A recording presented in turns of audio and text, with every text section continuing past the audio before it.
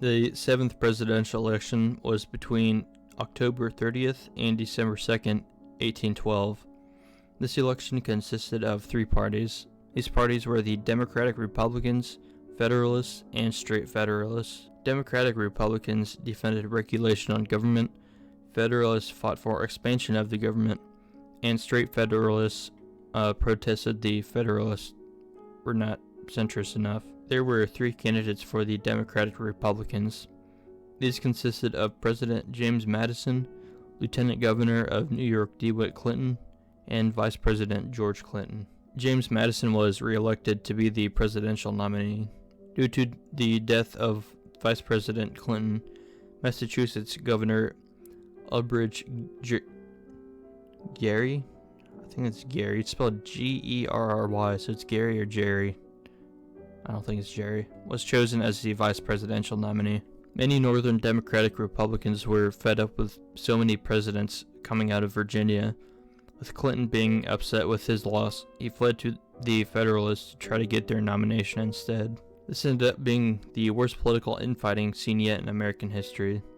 This also was the first instance of a North and South divide. There were two candidates for the Federalists. They consisted of Lieutenant Governor New York DeWitt Clinton and Chief Justice of the United States John Marshall. Clinton was chosen as the presidential nominee, and Attorney General of Pennsylvania Jared Ingersoll was chosen as the vice presidential candidate. Due to a Democratic Republican being elected as the nominee of the Federalists, many Federalists were upset that they didn't get one of their party members as the nominee. With this, a protest party was formed called the Straight Federalist Party, which nominated former U.S. Minister to Great Britain Rufus King as the presidential nominee and former North Carolina Governor William R. Davie. This election was all about the War of 1812.